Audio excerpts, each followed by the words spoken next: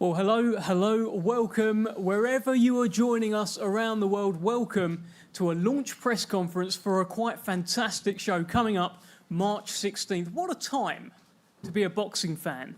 We're getting all the fights we want.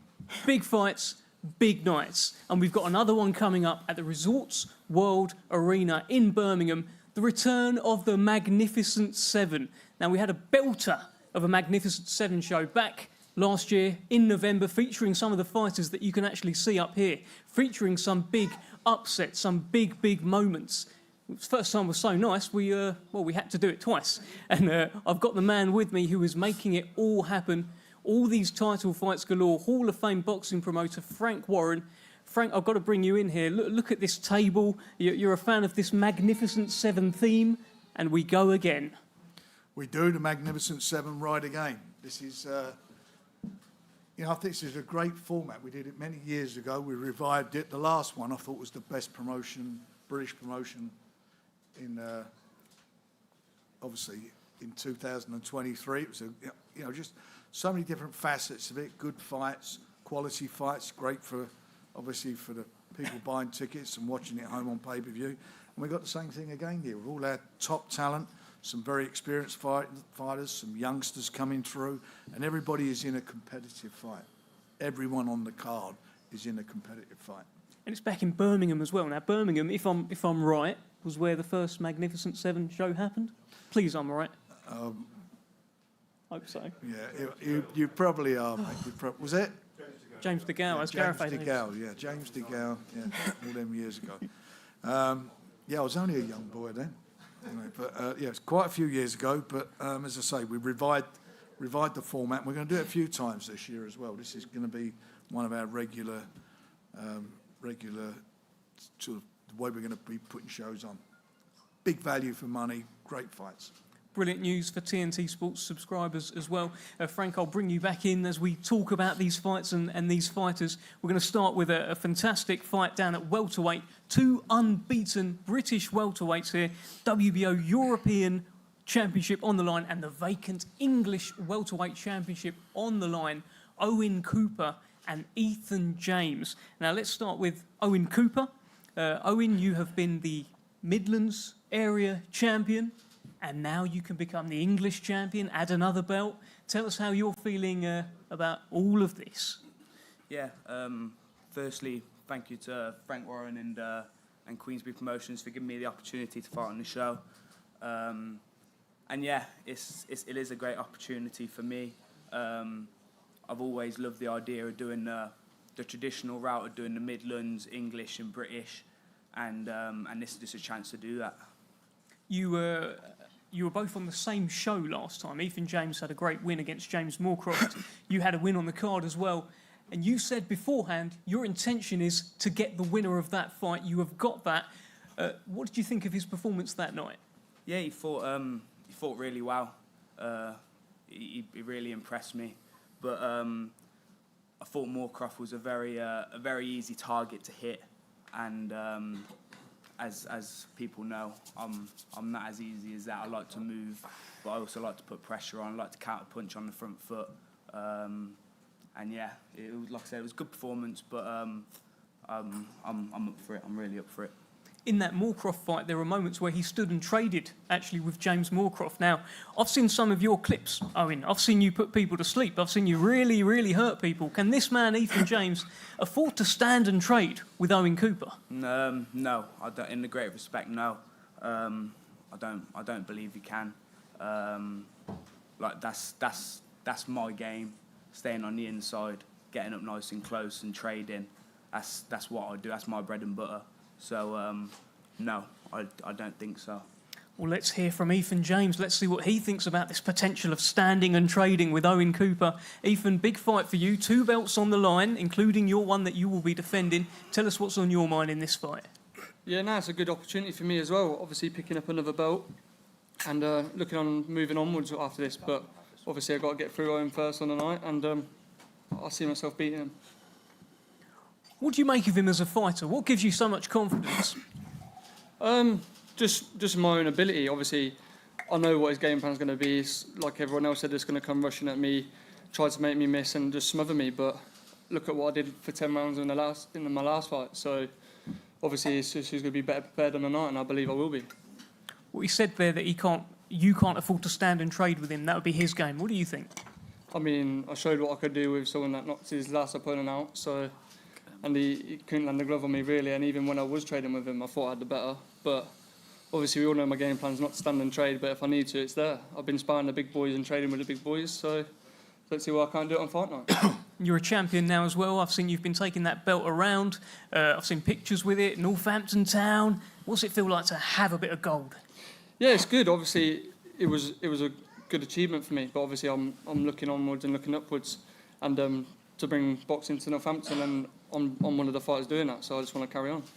Okay, well, this will be the last time you see Owen Cooper ahead of fight week. He's just down the opposite end of the table. Owen, have a look right back. Anything you want to say to each other?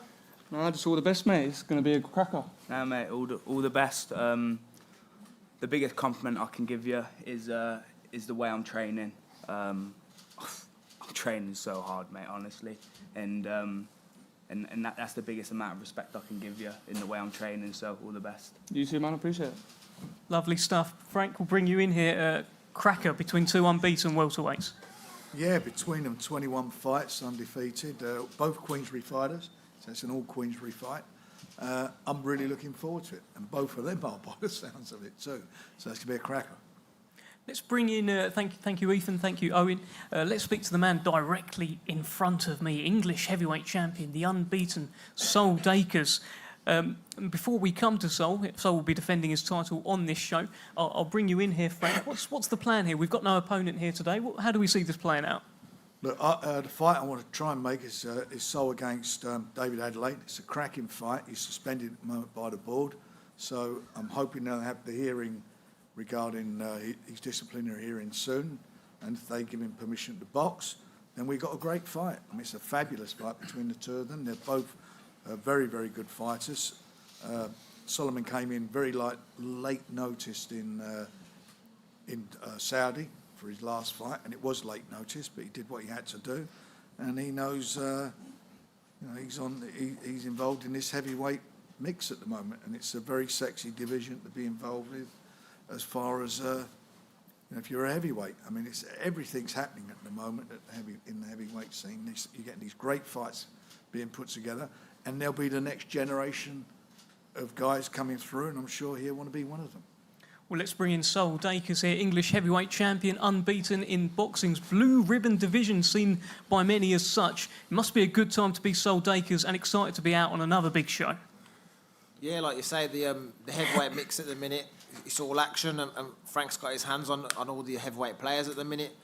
I want to be one of those big players myself, so like you said, get myself back out there with a good fight that we're hearing about now, and just make another statement.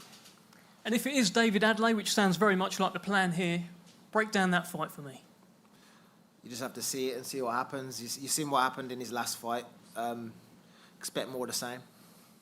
Well, look, one thing you did say after that fight, Fabio Wardley against David Adelaide, you interrupted Fabio Wardley's post-fight interview with me, and you said you got to do better because that guy in there was poor. Now, you were talking about David Adelaide. What made him poor, in your opinion? He got knocked out. So how much poorer can you get? That's the ultimate worst way to go out is get knocked out, and that's what happened. I don't think he won a round and he got knocked out, so that speaks for itself. I'm not going to speak too much on a man that's not here to speak back, but that's what happened. Do you feel like you're the cream of the crop in Britain in terms of the rising heavyweights? Yeah, I definitely think I can be. My last performance wasn't great, but I come in late notice. I'd been in Saudi, a bit of sun, enjoying the show. Come back and they said, let's go in 2 weeks. I said, okay, then let's go for it. Didn't have my right preparation, but now I'm properly training hard, got plenty of time to prepare. So, let's see where I can go, and the top is where I think I can go. All right, and you said you don't want to say too much about a man that isn't here, but I'm sure David Adelaide is watching. I'm sure if you say something on camera to or about him, he will see the clip. So is there any message you have for David Adelaide? See you on fight night. Okay, thanks very much, Sol Dacres. Frank, we've heard from you already on this fight, so we'll keep things moving. A fantastic fight, again, between two unbeaten British Super bantamweights this time. Fantastic fight. You can see there Dennis McCann and Brad Strand. First, we're going to come to Brad Strand. There's titles on the line for this, the vacant WBO Intercontinental. And Dennis McCann, you've got your Commonwealth title there as well. Let's start with Brad Strand. You had a good win last time out. And in your post-fight interviews, you made it very clear, I want either Dennis McCann or Liam Davies. Well, they're both here. Have a look around. How you feeling? Yeah, feel good, obviously. It's not in person when I'm calling people out. I just wanted my career to get moving, Devon. Obviously, you know, off the back of that, I've got this fight, so I've got what I wanted. For Dennis in particular, the fight that you have landed, have you seen anything in his fights where you've seen flaws where you thought, yeah, I fancy that? Nah, I back myself against any fighter, Devon. I don't watch anyone and think, oh, he's got flaws. I'll pick to fight him. Any super bantamweights in the country, I'm backing myself against them no matter what. What did you think of his fight with Yonuk Baluta? It was a good fight, just Baluta's a handful, isn't he? He's shown that in his last few fights. And is this the year that Brad Strand steps out? You've been sort of in the shadows a little bit. Nick Ball's been taking a lot of the red triangle kind of limelight. Is this your year? Yeah, defo. Get this fight out the way and push on. Big 2024. Well, let's bring in the menace, Dennis McCann. Great to see you again. Tell us your thoughts. Brad Strand's down there. You know, he fancies it. Talk to us. Yeah, listen, he's just another opponent for me. He's unbeaten.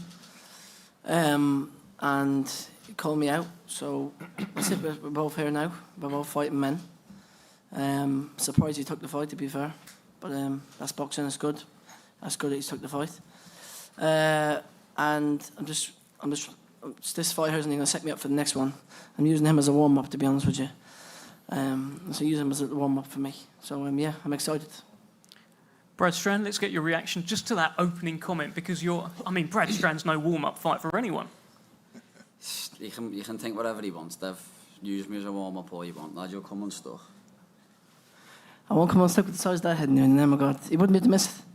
I don't know how he was now as a boxer, because how do you find a head guard to fit that head? I don't know, to be honest. Who's got a big head, lad? What are you on about? He wouldn't be able to miss it.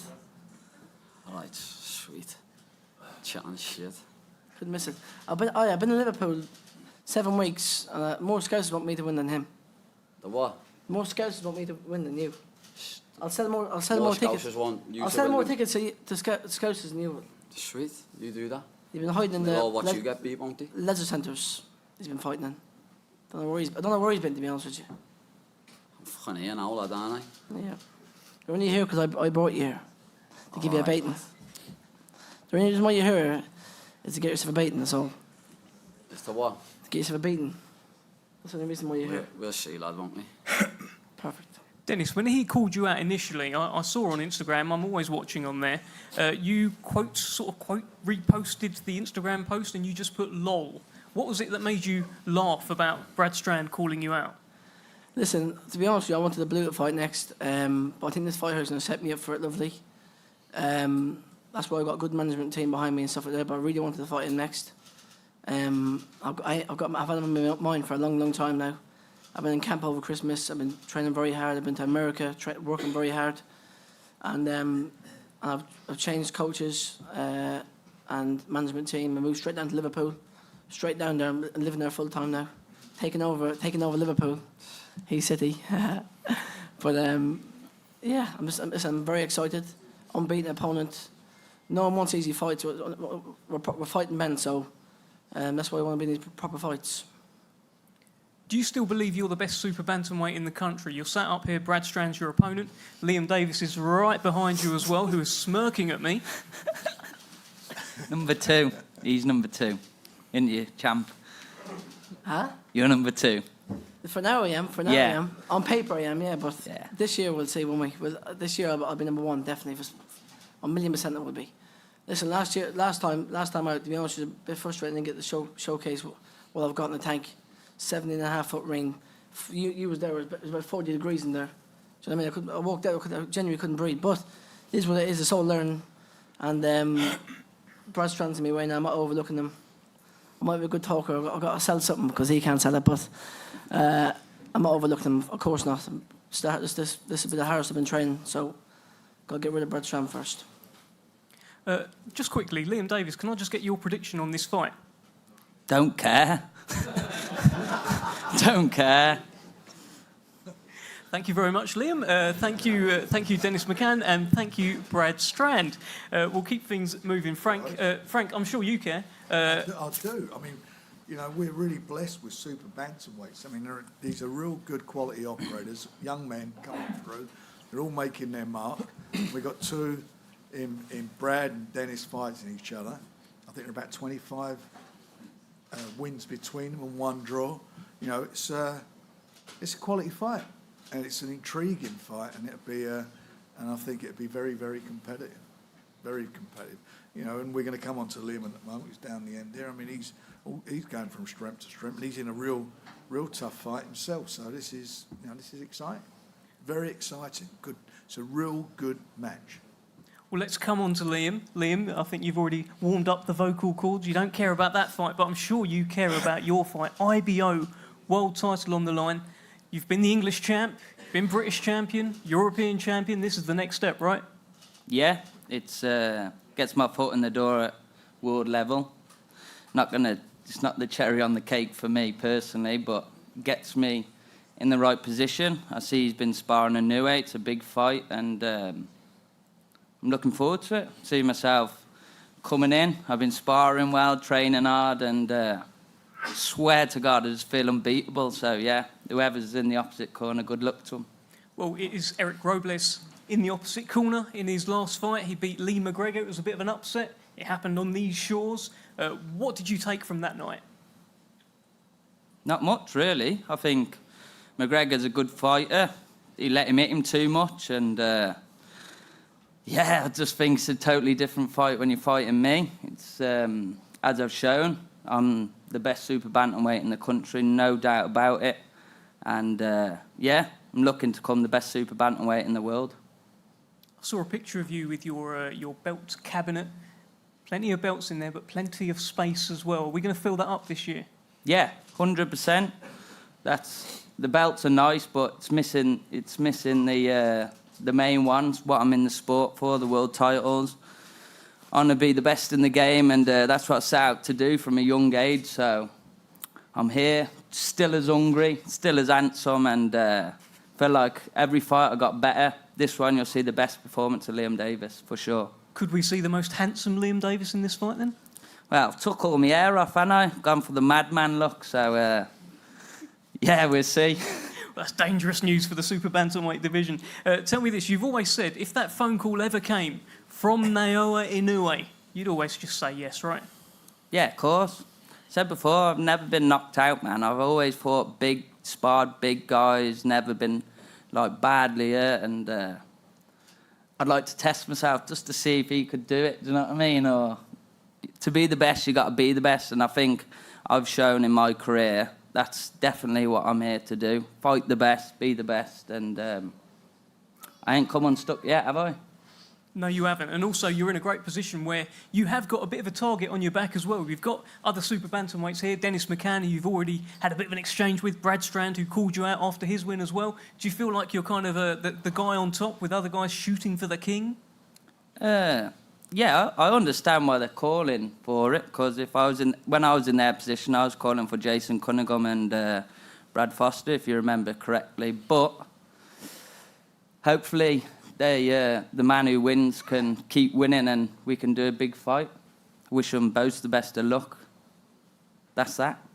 All right, thank you very much, Liam. Frank, really one of the breakout stars of 2023 was Liam Davies, and a big night for him coming up. Yeah, without a doubt, he's in with a very capable fighter for the IBO title in Robles. As you know, here in the UK, he beat the highly touted Lee McGregor. You know, people call it an upset, but he went about it and done it in good fashion. You know, Liam's also coming through. He's won the European British. I think you had the Commonwealth, didn't you? No, I didn't have the Commonwealth. The British and the WBC and WBO in the Continental belt. So he's collected a few belts on the way, and he's going down that traditional route. And this is a tough fight for him. This is a big test for him. There's no doubt about it. It's a big test, and as he said, he's got a target on his back from the other Brits. They're all there looking to see. Hopefully, we're all hoping and believe he'll come through against Robles, and if he does, there's maybe a challenge with the winner of this fight down the road. So this is it's a great time for British boxing, and it's certainly a great time for Liam. He's doing everything that's been asked of him. Great stuff. Good luck, Liam. Lovely speaking to you as well. Let's bring in the juggernaut. Let's go up to heavyweight. Oh, the juggernaut is back. Mr. Joe Joyce. How are you? Hi. Hey, everyone. It's Cash Ali. It's Cash Ali. That's who you're fighting. He's not here today, but that is your next opponent on this big show. Give us your sort of opening thoughts. It's great to have you back. Yeah, no, good to be back, and it's good to start a new year with a bang, like get back into camp, and for another goal, a target, a fight date in March against Cash Ali. Yeah, looking forward to it, getting to get back in the winning ways again, getting a good fight, get stuck in, get a nice victory, not a knockout or something, and then there's plenty of fights on the horizon, like really good fights to be made. The heavyweight division is like thriving right now, and especially with like these new opportunities in Saudi and stuff like that. They're even it's just really exciting times, man. And there's plenty of good fights. There's plenty of good fights coming up in the division, and there's start the year off against Cash Ali, and I've got a good few fights this year, and I think this year is going to be a really good one. Well, look, 2023 was boxing snakes and ladders, right? You've talked about how maybe 2023 was a bit of a snake, but maybe you just ran into your bogeyman. That's what you've said, Frank, in Zile Zhang. Yeah, I think so. Yeah, so styles make fights, and a hard-hitting, durable counter southpaw who hits very fast, very hard and very fast is it's a bit of a. I thought I'd beat him the first time round, but in the later rounds, but the eye kind of stopped that. And the second fight, I prepared. I learnt from the first fight and corrected all my mistakes. I believe leading up, and did my best in the ring. And obviously I didn't get the result, but I did 3 rounds afterwards. I still felt fresh to continue maybe doing a couple of rounds sparring or something. But he got the beating of me, and he's a great fighter. So I'm gonna see what he does next. And now on the horizon, I've heard he's going to be fighting Joe Parker, so that'll be a good one to see how that one pans out. And I'm still here. I'm not retiring. I've got plenty more fights to be in, and it's an exciting time. Why retire now? He might be crazy. Frank, let's bring you in here. I mean, the comeback trail for the juggernaut and some huge nights ahead. Well, it was the year of the snake last year for Joe. Oh yeah. No doubt about that. But Joe had that great win over Parker, over Joe Parker. Real good, and a great fight. It was a very competitive fight to watch, and done it in style. And now look where Joe Parker is. He's come back and fighting the guy that who beat Joe. It's interesting times, and it's in the heavyweight division, anything can happen. As I always say, you've got these big guys in there letting these bums go and so forth. Maybe clash of styles, whatever it may be, but it's in some ways like a merry-go-round. And if Joe, within a couple of fights, can establish himself and be in there, and there's two great fights to be made if he wants to go down that road. One is the winner of Parker and Zhang. If it's Joe Parker, that'd be a great fight. If it's Zhang, maybe it's something where Joe want to correct. I don't know, but there's a lot of fights there for him to be involved with. He's got a great pedigree, and if you think only last year he was the most avoided heavyweight in the division by far. We were trying to make the matches, and nobody wanted to fight him. So things happen, and it turns around, and at the end of the day, all we can do, we provide a platform. He's got this comeback fight against Cash Ali, and who bit my hand off for the fight. And we're in a situation now where we're hopefully... Who Cash did, yeah? Yeah, he did. And we're hopefully in a position now where, Joe capitalises on this and gets himself back in the swing. He's one of the nicest guys in boxing. It's a pleasure for us at Queensberry for him to be involved with us. We support him all the way, and we'll continue to do so. He's got a great team around him with Adam, his manager, and so forth. And I would really like to see him back in the, in the top echelon the heavyweight division this year, and he's capable of doing that. Joe, it must have been quite interesting watching that Saudi show, the Day of Reckoning, December 23rd. Watching Joe Parker, a man that you have beaten, pick up a career best win. Watching Daniel Dubois, a man you have beaten, pick up a career best win. How did you find that?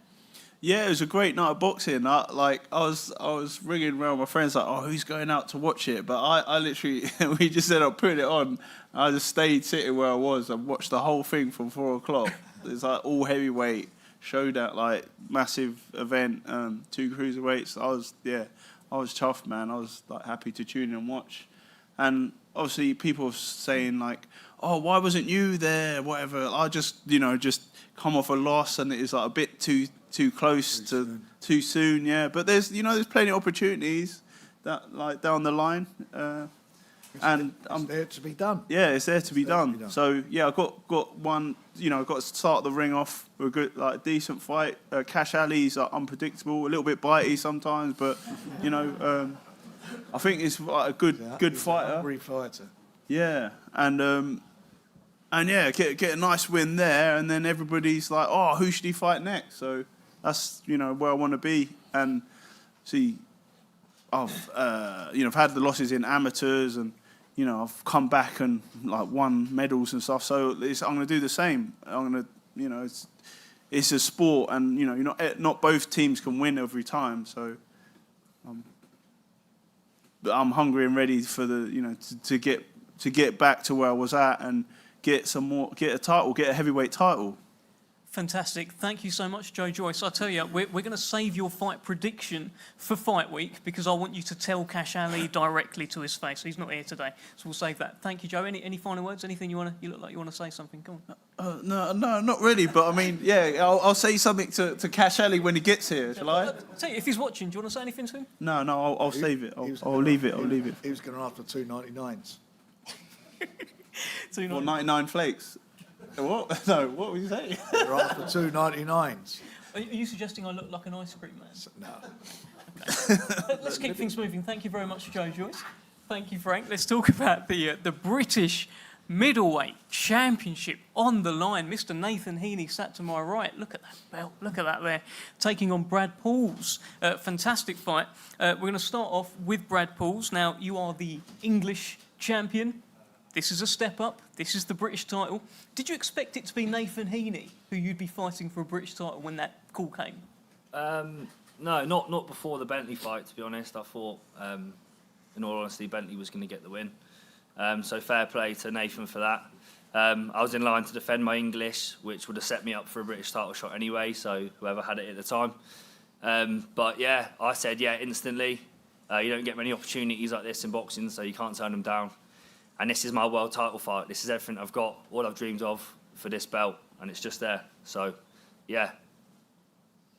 You said, I think you said after you won the English title, you talked about how you were hoping for a defence. Hopefully on a TV show I can get defence of my English title. Well, look, you've got a British title shot on a massive show. It must feel good.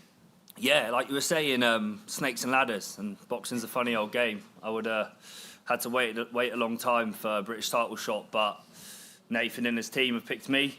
Obviously, they think I'm an easy touch. I don't agree. So this is my time to step up and take my opportunity and get the belt I've always wanted. Everybody thought that Nathan was going to be an easy touch against. Yeah, Except yeah. for you, that is. No, I certainly am. No easy touches. Brad certainly isn't seen as an easy touch.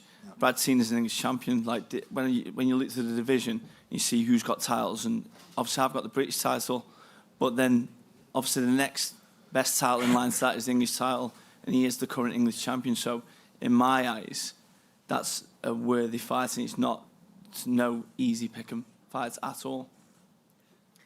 I think it just adds more prestige to the shows, to be honest, in having someone like Brad as an opponent. Has he made a mistake picking you? Yeah, I think so.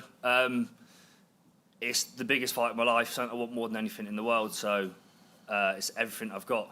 I think you don't get more of a domestic fight than an English and a British. I see what you're saying. And the British fans love good domestic fights, and this is one of them. I respect Nathan, definitely. He's done it the hard way like me, small hall, worked his way up, like the way I've done it. but this is my chance to get my lifelong dream, and this is everything I've got for this belt. In terms of Nathan Heaney, is he a fight that you've always fancied, regardless of him having the title? Because he's got a great fan base, great name for the resume. Is he a fight that you've always fancied? Yeah, like, you always look at the other people in your weight category and you think, you weigh yourself up against them. And, yeah, it's obviously a fight that I wanted. I said, yeah, instantly. And it's nothing personal. He's just got the belt that I want more than anything. So, yeah, snakes and ladders, get this win, and I've changed my life and I've made history. You got a bit of power as well. They call you the Nuki Bomb. Is that right? That's right. Yeah, spot on. Do you think you can knock Nathan Heaney out? Yeah, definitely. Definitely got punching power. My record suggests it. But I've got other attributes, other strengths. I can probably box a little bit better than people think. But I think it's going to gel to be a really good fight, to be honest. I rate Nathan. I think he's got a good style. And I think, yeah, the fans win this one. It's going to be who wants it most. Well, let's bring in the hitman, the newly crowned British middleweight champion. I bet that sounds good. Yes, it does sound very good. Yes, it does. It does. First defence, Nathan. You're defending that throne. This man thinks he can knock you out. I'm sure they all think they can knock you out. Tell us what's on your mind. Yeah, just like you said, obviously something he's always dreamt about. Just like obviously this position I'm in, I dreamt about later on in my professional career in terms of obviously becoming the British champion. So yeah, that motivation is going to be there for everyone, particularly when you fight for a big title like that. But he like you said, he's a bit better than what people think. I totally agree. He's got a good jab. I think defensively he's better than what you would assume he is. He's got quite good movements. And yeah, I think, as you said, he sets up for a good fight. Obviously, I've got good attributes myself, but it's how we nullify each other. Well, I guess you've proved yourself now, right? For so long it was like, this guy, he'll come undone somewhere. He's just a ticket seller from Stoke. But now you're the British middleweight champion. So has that chip been sort of removed from your shoulder, or you still got it? No, I don't think so. I still think I've got a lot to prove. Because, for example, Bentley, people might perceive that it wasn't that I performed that good. It was just Bentley performed that bad. But then did I make him perform that bad? Who knows? Who knows? But for me, I've always want to prove myself to be a good fighter. And obviously, like say, take that chip away each fight as it comes. But I keep winning, and I've beaten some very good lads, and hopefully I'll continue that going forward. I saw an interview with you where you said your ideal 2024 is a British title defence, a fight with Eubank Jr. at Stoke, and then a world title fight at the end of the year. Well, anyone at Stoke, to be honest. I just want to fight at home. I really do. And obviously to fight at Stoke City would be a dream. But Chris Eubank would be a great dance partner to do that, to make sure that it'd be a fantastic event. But absolutely anyone. So yeah, British title defence, fight at Stoke City, and then obviously with everything that's going on in Saudi Arabia and stuff, I'd love to fight there or in Vegas or anywhere, wherever the world, wherever it could take me in the world. That's where I want to go. Well, Brad, I guess you're here to ruin this guy's dreams, huh? Yeah, against all odds. I'm the away fighter, but sort of like how Heaney was against Bentley. People writing Heaney off against Bentley, and look what he done. So, stranger things have happened. What's your fight prediction, Nathan? Just do the best I possibly can to obviously make sure that I still retain the British title, and hopefully if I do everything and listen to Steve, that's what should happen. Brad? Good fight, entertaining, and a Nuki Bomb win.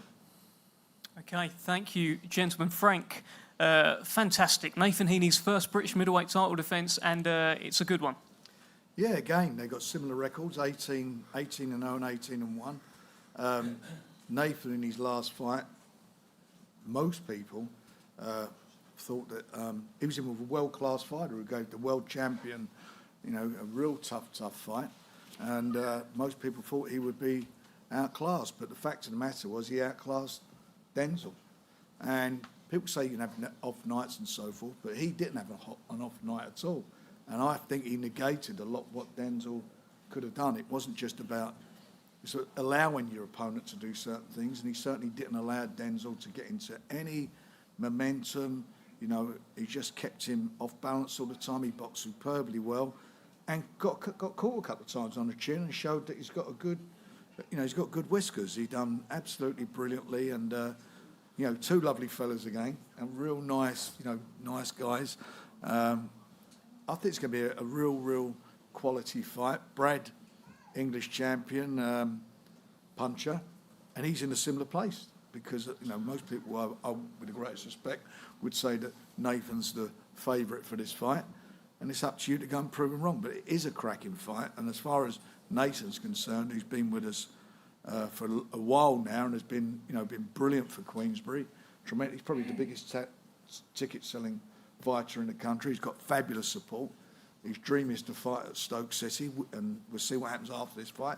If he comes through it, we're going to make that happen, and I will make that happen. I'm sure that that's the situation. So he's got a carrot to go for it, and Brad, if he comes through, he knows that he's going to, get our back, as the loser will. The losers on these bills. It's not the end of the world for them. They'll come again and work their way through. But all of the fights on the out are all good quality matches. Real good quality matches.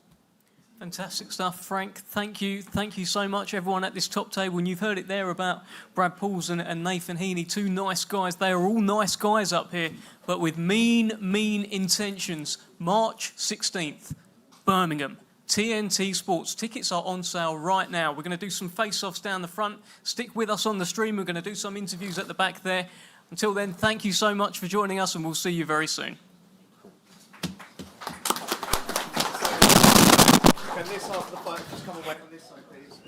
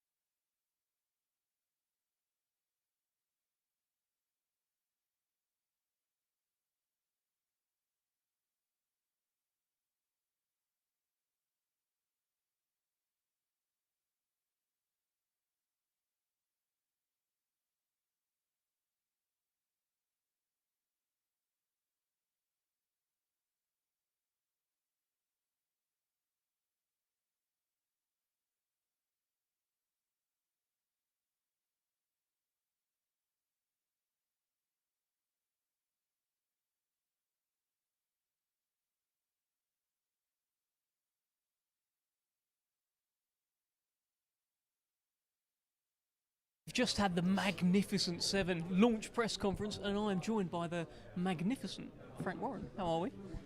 Yeah, all good. It's good to have you back, mate. We had all those letters come in and all those emails saying, "Where are you? Countless. We want him back." You couldn't get And in the you're door, back. could you? Couldn't And get in the door. You're back. You're like Schwarzenegger.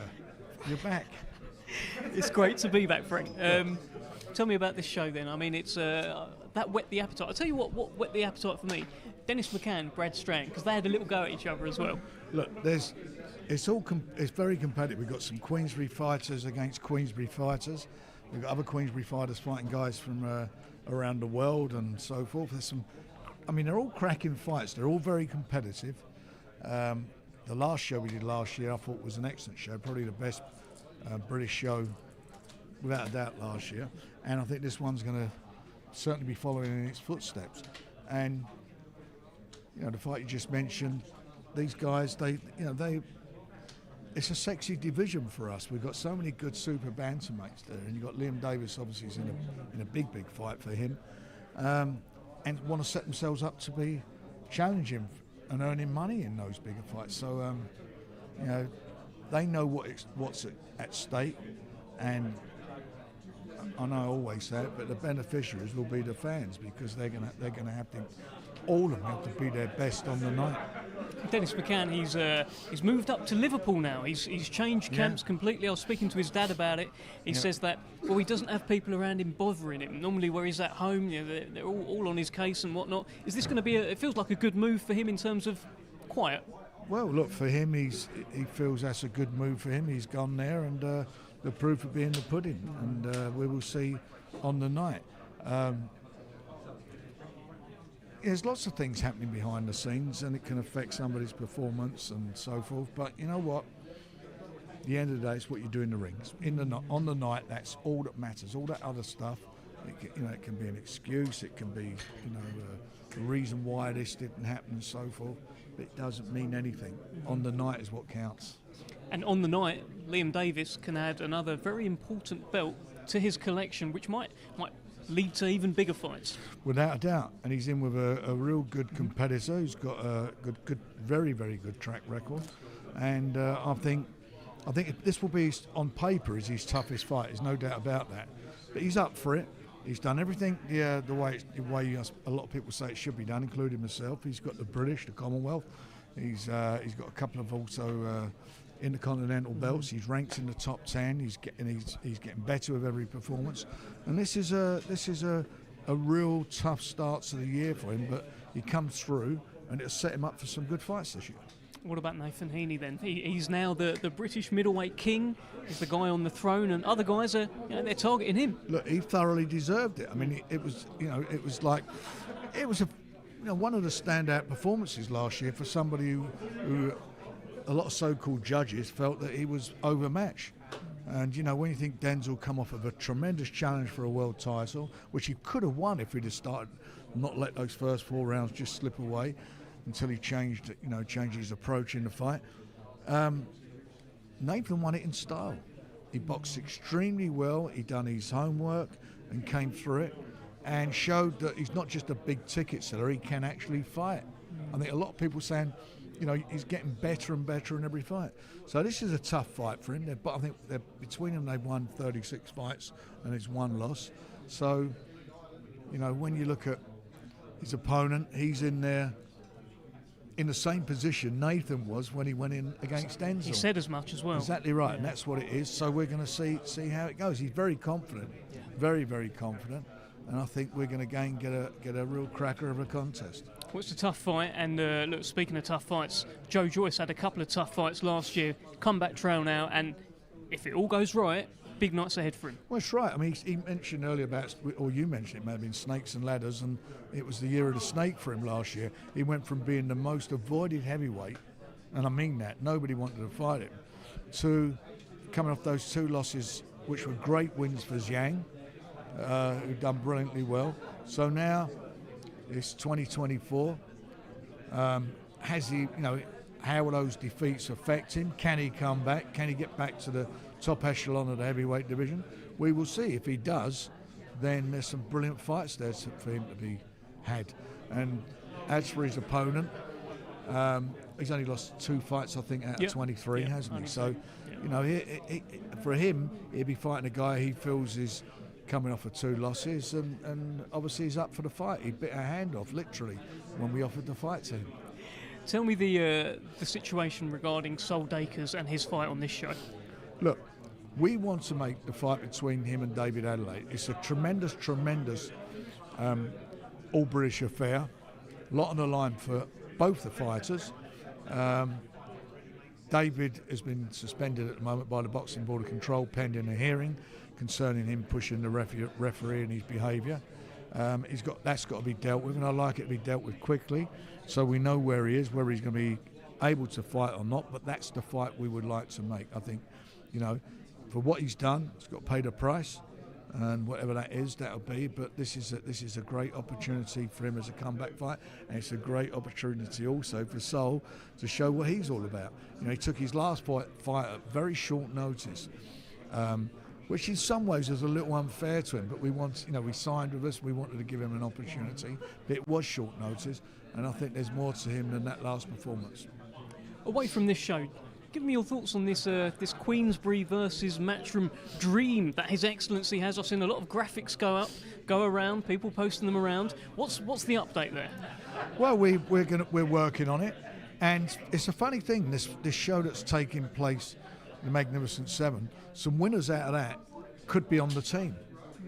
So we're going to pick out the respective divisions, who our respected fighters are from Queensberry, and I'm sure that Matchroom will be doing the same, and it's going to be very, very competitive. You know, I can't say there's going to be, as much as we're working together and doing things, there won't be no love lost on the night, I promise you. And, you know, no one will want to be losing. They all want to be letting the team down. Mm-hmm. So it's going to be good. I think it'll be great. I think it's going to be a very, very interesting night, and I am really, really looking forward to it.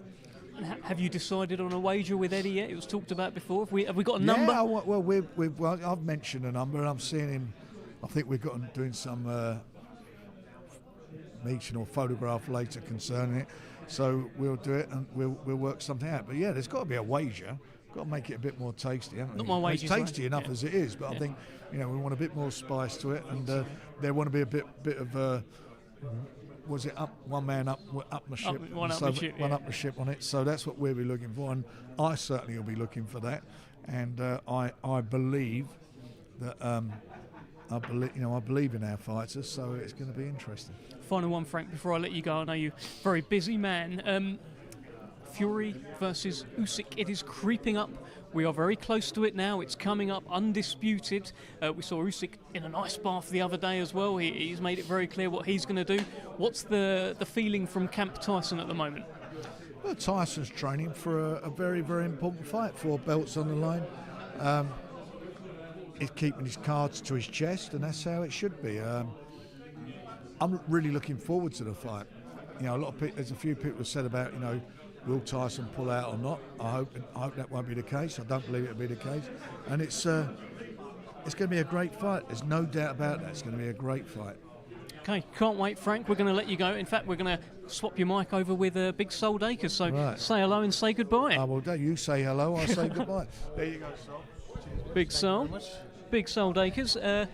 How are you, mate? I'm all right, man. All right, yeah. Man, nice and warm in here. Yeah, it's all right. You've got your hat on and everything. You're. I've not. Have you got like a horrific barnet under there? No, not too bad. I had a haircut 2 weeks ago, but I'm just transitioning from outside.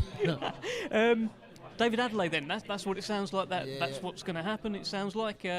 Thoughts? Yeah, good fight for me. You know, nice win to extend my winning record and push me on to bigger things. Supremely confident, you always are. Is he someone that you've had a look at before, like even before he had his Wardley fight, where you thought, I'll have a bit of that? Yeah, obviously I've seen a few of his fights and that before. You know who the other contenders are. You know, especially in Britain.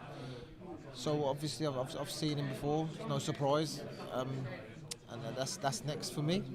Good fighter though, isn't he? He's not bad. He's his last performance wasn't great. We'll see where he's at coming back off that knockout defeat, but I believe he's getting in there now with a better fighter than his last opponent that he just got knocked out by. You think you're better than Fabio Wardley? Yeah, definitely. always so smooth and confident with it. So when you were watching that fight, Yeah. Fabio Wardley, David Adelaide, big stage in Saudi, Yeah. you thought, I'm better than both these guys. Yeah, straight away I thought, you see me, I came into the interview, I wanted the winner. I said right there, who's won that fight, which was Wardley. I fancy my chances. I want to get in with you next. I believe I'd beat him, and I still do. If I've got to, have one more fight with Adelaide, get myself there, and then go for that next. But Adelaide, he's obviously a British challenger. So now I'm going to fight him, and then that's the next step forward for me. What is it that sets you apart then from the likes of David Adelaide? Of course, you were on Team GB, you've got a bit of amateur pedigree. Yeah. Is it that kind of thing? All that kind of stuff, people don't just give you amateur pedigree, you earn amateur pedigree. And I've earned it through hard graft, hard training, like you say, over the years, training, fighting, sparring, everyone, top guys. I've operated at a top level, sparring and fighting from an amateur and still to now, sparring the top guys like Tyson Fury, etc. So I'm someone that is comfortable in there with elite fighters, and I train extremely hard. That's one of the differences with me. I train so hard that I put my conditioning at a different level to other heavyweights. My last fight, it was short notice, so I didn't get the chance to prepare as I would. But that's something that's going to set me different from other heavyweights. Did you learn anything from that last fight in terms of you weren't as prepared as you should have been? Does that mean now you're going to be always ready or what? Yeah, well, it's just one of them. It was, you've just signed a new contract. You can come out in 2 weeks, or you're not going to box till next year. We said, right, let's go for it. Let's get ourselves out there. Gamble with our title. I knew I wasn't in my 100% best condition, but I was still confident in my boxing ability. I got the win just about, but I got the win. That's the main thing, and now I'm on to better things, and hopefully bigger and better titles. Okay, lovely speaking to you. I hope this fight all happens as it should do. Yeah. Can't wait for it, and best of luck to you, Sol Dacres. Nice one, man. I'm looking forward to it. Good man. Let's swap you out and bring in the menace, Dennis McCann. Here he is. Look at that. I think I either have that suit or I nearly bought that suit. I wouldn't look as good as what you do in this suit. Of course you would. Look at you. Of course you would. Goodness me. A new menace, right? I mean, you've changed like your camp a little bit. You've gone up to Liverpool. You're away from home. What's going on? Listen, I'm just, I had a bit of outside life was going on last year, and some deaths in the family and stuff. But yeah, mate, on the way up now. I've been in camp all the Christmas. I moved straight up to Liverpool. Got a new trainer, new management team. I mean, yeah, mate, really looking forward to it. And look, your opponent is from Liverpool. Have you seen him around, Brad Strand? I ain't seen him around, no. I'm coming to take over Liverpool. I'm more of a scouser than he is. You had a bit of banter with him today. I don't think he really liked that. He didn't say an awful lot back to you, but I don't think he was impressed, Dennis. He weren't happy. My gym is where he lives, in Kirby, so, you know what I mean? I'll probably see him around. Listen, you got to sell fights, because he couldn't sell a pair of socks, to be honest with you. Could you sell a pair of socks? I could sell sand to the Arabs, I could. What did you think? What did you make of him up there? You had a little face-off now for the first time. What did you make of the shape of him, the look in his eyes? He ain't as big as I thought he was. I'm more in flat training either pair of platforms, and he's not as big as I thought he was. His head's bigger than I thought it was. But no, I'm joking. It's the boxing game. We got to sell fights, and I think I'm gonna do a big number on him. And last time out, I didn't get to showcase my skills. You was there yourself. To be honest with you, the heat in that arena should be illegal. It was the hottest day of the year in the UK, and no air conditioning. It was very, very hot, There's no excuses. I think I'm going to do a very big number in Brad Strand. Well, look, you're coming off that draw with Jonuk Baluta. We had a chat probably about a year ago where we really went in depth on your life and your career. And I remember you saying in the amateurs when you lost, you'd cry for days. You'd lock yourself away. So what happens to Dennis McCann when he draws as a professional? I cried, went back to my room, Listen, it's part of the game, I was winning the fight up to the headbutt, and that even took it out of me. The headbutt just took it right out of me, to be fair with you. But listen, it is what it is. It's the boxing game. It's the hurt business, and that's what we do. We're trying to hurt each other. I'll hopefully get rid of Brad Strand, and I'm going straight for Baluta, going straight back to him. You said at the press conference that you were surprised that Brad Strand took the fight. Why? If you was Brad Strand, would you take the fight, would you? Because, listen, he's probably looking at the last fight. I hope he is. I really hope he's looking at the last fight and thinking, you know what, I've got a chance here. And but he ain't got a chance in hell, trust me. No chance in hell. Is this Dennis McCann version 2.0? 3.0, my friend. 3.0. What's 3.0 like? It's nasty, trust me. I'm punching harder, I'm stronger. I got new coaches and stuff. The sparring didn't really, didn't exist down in my area, you know. Up the north way, there's a lot of super bantamweights and stuff. So we're very grateful that Al Smith and Eddie Lam was great, very, very, very good coaches. And I was like an uncle to me, you know, so I'm very grateful. They put a lot of hard work into me. But I think they need to take it up a level now, and this year is my year. Well, this year could include, I saw in your Instagram story, you reshared the Queensberry versus Matchroom 5 versus 5 dream, which sounds like it's going to become a reality. You sound interested. Very, very, very interested. Let me. I'll talk more about it after, but let me bash up Brad Strand first. Mash up Baluta. But listen, if that comes along, even Shabazz Masood, we see that there. Good fighter, talented fighter, you know, and we know each other. Very respectful guy, nice guy. But mate, I'll take that in a heartbeat. I'll take that tomorrow morning. I'll fly to Saturday right now. You'd be proudly representing Queensberry, right? Yeah, of course I would.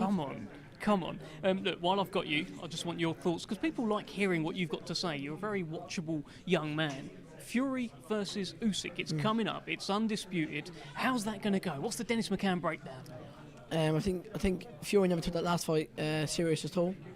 I know that for a fact, but I think you're going to see a different Fury. I'm not just saying that there because we're the same culture, you know. But I think he's going to be a different guy completely. I think he's too big. He's too clever. He's been in camp all Christmas. He's been training very hard. What I've been hearing of.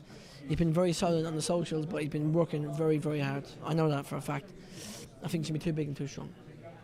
And what about Anthony Joshua against Francis Ngannou? How does that one go? See, I think AJ KO.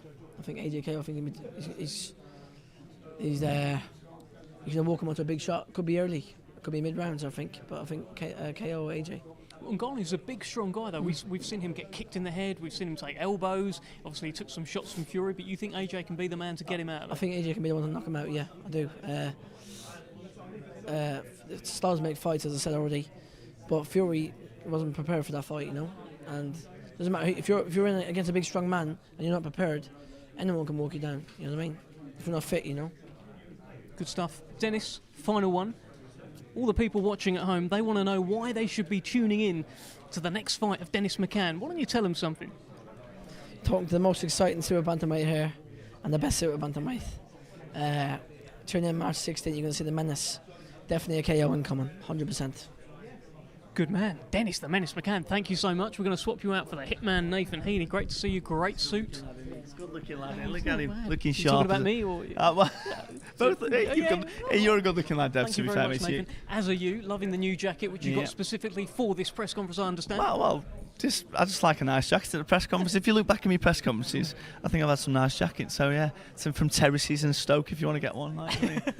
Yeah, you're like a guy for them, right? You're like a they're one of my sponsors, so they're like a designer. So you're a model as well now. Yeah, well, I pretend to be. I'm a bit of a miserable model when I do bits on like this. But yeah, I'm not as good looking as some other lads that do the modelling, but yeah. Oh no, don't play yourself down, Nathan. You've come a long way, not just in terms of your looks. I'm sure you're working on that too, but in terms of your career. First time we met, it was at a press conference like this, and you were on there with, I think, River Wilson Bent. You weren't a Queensberry signed fighter. You had a kind of like a run out show in Birmingham, and look at you now. No, it's amazing. Like I said, 4 years ago. I can't believe it's that long ago, but yeah, I was just afloat on the card. I actually got a good spot on there, to be fair, because I remember I was about to walk out, so my coach hadn't turned up for the supporters, so they put me on a little bit later, and I went on just before Tete, I think it was. So it was great. That was a great experience, but man, if I look back at my performance that night, dreadful. I stopped the lad, but man, that was dreadful. Too excited? I was flat as a pancake. I come off the back of 2 hard fights that year, and but you couldn't miss an opportunity to fight on the card like that, so I was flat as a pancake. But anyway, fast forward throughout the years, I've shown little bits of development here and there. I've had some great fights behind closed doors on big shows, and then obviously the final one that I had was obviously against Denzel Bentley, and that's obviously prove or show what I can do as a fighter. Well, look, you should certainly prove that. It's a fight. I know you've watched back certainly clips from it as well. I just want you to take me into that moment where the MC said, and the new. Just take me there. Oh, it was because obviously the first card was read out 14-14, and in my head I was like, no chance. And I'm thinking, I think you saw me actually. I was just like, I couldn't really stand up properly. I was like, because I was thinking, my moment's coming. They can't rob me of this. No way, they can't. Because I was thinking, no. And then he said 116, 113 or something, and 117, 111. I thought, there's no way that's the opposite side. And then obviously when they said, and he said Nathan, like I don't think that moment could ever be recreated ever again. Just the build up of it in terms of no one give you a chance. Obviously him being such a great fighter, the prestige of the British title itself, all the supporters that were there, everything that comes together to make probably the best moments in my life. And I said, Steve, even if we won a world title, which would be crazy, I know, but if we did, I don't think it'd ever feel like that. But he disagrees. He was like, it would. So we just got to see what happens. But no, it was great. So how do you get higher than the peak? Yeah, I don't know. You just got to see where Frank can say. See where these next peaks are. Like, we've got to keep. Obviously, the next one is, for me, is to come home. I want to fight now. I want to fight at Stoke. I think my supporters have shown it. I've now shown it as a fighter myself, and we just got to keep progressing and just see what can happen. Well, next up, it's Brad Pauls on this show. He is kind of in the position that you were in, and he spoke with a lot of confidence and a lot of fire at this press conference. What did you think? Yeah, well, you have to. You'd be a bit silly not to do that, wouldn't you? Because you've got to have some belief in yourself. You wouldn't be a fighter if you weren't even doing that. But he's still got to. But the benefit he's got is he has fought on TV shows before. So he's fought on a boxer show, he's fought on a Wasserman show on Channel 5 and stuff. And so he has been there before. But it's a great show. This is a massive show in a big arena and stuff, and there's things that come with that as well. But he'll be ready for it. I know he will. But the difference is, I don't. Like you said, I picked him as an easy fight. That's not the case at all. I picked him because he's the English champion. But do you think he needs that chip on his shoulder? Do you think it's that? Possibly. Who knows? I don't know what you need to. I just know I need to beat the person in front of me. I don't need no needle to think, I hate this person or they disrespect me or this and that. I just know I need to beat them, and that's all that matters for me. Whereas other people might need something. So yeah, you're probably right. He probably does need that little chip on his shoulder about it. But no, I just need him to know that he hasn't been picked as no easy target. There is no easy target in the top 15. Even if you look for the top 25, you've got some really, really good fighters at middleweight, and he just very, very tough division. Well, look, I don't know if you'll agree with this, but it might be the case where if this fight had been made before you boxed Denzel Bentley and he was the English champion and you were challenging for the English title against Brad Pauls, I feel like you'd be the underdog. 100% I would be. There's no denying that. Like, obviously you would have had the loss to Tyler Denny, but then he's also fought at considered to have fought at a higher level. So yeah, he would have been the favourite going into that. So what, one win by me against Denzel Bentley suddenly makes it so I've picked him as an easy fight. Like, say, one fight ago, they'd have been saying, it's a big step up for Heaney, this is. But what, because I've beat Bentley, now I've chosen him as an easy target. It doesn't work like that at all. So it is what it is. And well, his one loss is to Tyler Denny, your good friend, who I think you've said you've never had a good spar with, but you're enjoying, right? Yeah, no, mate, Tyler's one of them. I think just like when people look at me, they just think, like, they don't realise how Tyler Denny's very, very good. He's obviously a southpaw, great with his jab. Got a fantastic work rate on him, so he's a nightmare for anyone. So I don't take anything from that loss to think, this is the week, because he's a completely different fight to me, Tyler is. But yeah, Tyler's doing brilliant, obviously the European champion. And then obviously he'll want to go on to World Honours now, because he's right there. Well, Tyler is your mate. Will you be sort of exchanging notes? Are you seeking a little bit of advice from him? No, because like I say, there's obviously I can say how did it feel in the fight and stuff with him, but he won that pretty comfortably, to be honest. Like, and not only that, like, Tyler is a completely different fight to me. Completely, like, he's a southpaw for one. That completely changes the dynamic of a fight. Where Brad Pauls got quite a good jab, but a southpaw automatically nullifies that just if they're good. And Tyler is very good at nullifying the jab. We can't wait for it. I know you're not one for fight predictions, not until like maybe the day before. So we'll save that one, Nathan. Yeah. But there's a lot of people watching. They wanna know why they should be tuned into the rest of the career of the Hitman. Tell them. Because it's been a fantastic journey so far. Obviously, my supporters, the Stokies, and everyone that travels from around the country create some of the best nights that have been happening over the last year or 2 years. The best atmospheres in British boxing, to be fair. So, yeah, it's going to be a great fight. It's going to be very entertaining. Someone's coming for the British title, and they want to achieve what I did in my last fights. But it's just for me to make sure that doesn't happen. So let's see what happens. Best of luck, Nathan. Thank you very much. Thank you so much. Give me an handshake. I'm committed to this now.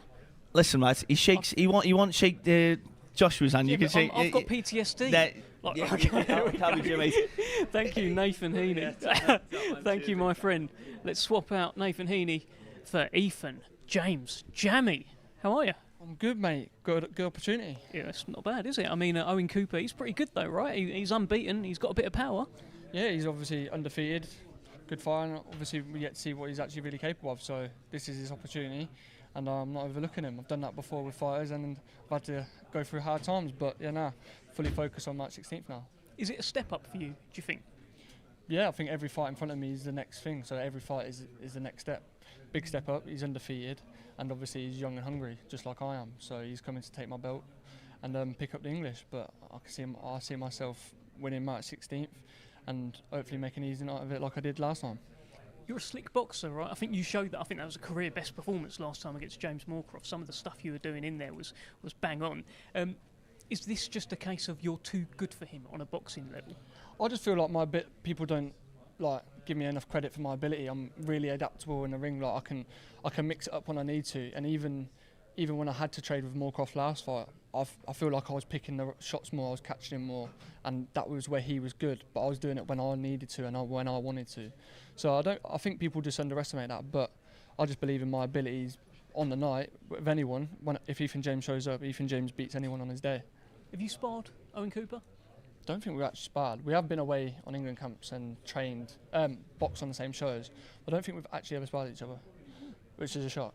Yeah. What was that? What do you think that is? I was a really light amateur. I was about 52 kilo, and then all of a sudden shot up. So yeah, I'm presuming he was always heavier than me. I think he was at welterweight in the amateurs. So no one ducked each other? No. Well, unless he was moving up weight. But yeah. But you've roomed together as well, right? Is that right? Yeah, I think we both boxed on a WSB undercard together when England against Wales, and we was out there together. So yeah, no animosity. We're good mate. I'd say we're mates, but fight night, it's business, and we're both coming to win. So no friends that night. What's he like as a roommate? Do you remember? I think we were sound. Both didn't get on each other's nerves. It was about 6-7 years ago, Perfect. mate. So I'm trying to find something. Yeah, get nothing. Unless he says anything bad about me, you're gonna have to get something bad for me on my next fight to start calling me out. I think we'll have to find that. Ethan, how's this fight going to go then? I think maybe my first stoppage, Dave. You never know. Against Owen Cooper? Mate, if he's walking onto shots, you never know. This new strength at welterweight? Really, really enjoying welterweight, filling out it well, making the weight a lot easier than I was making super light. And I can just tell by the way I'm sparring with people and the sort of level of lads I'm sparring, I'm maturing, getting my man's strength, and I'm getting in there with middleweights that should be fighting for British titles and everything, and holding my own. So I know I'm there or thereabouts. Fantastic stuff. Can't wait for it. Great to see you on another big show, and we will see you March 16th. We're going to give your mic over to our producer over there. Thank you, Ethan James. Let's fist bump. Yep, you went for the handshake as well. And that was Ethan James, and we are back. March 16th, the Magnificent Seven ride again. That is our press conference, our launch press conference. So many brilliant fights, so many title fights, so many stars. I can't wait. Make sure you buy tickets, and we'll see you on March 16th. TNT Sports.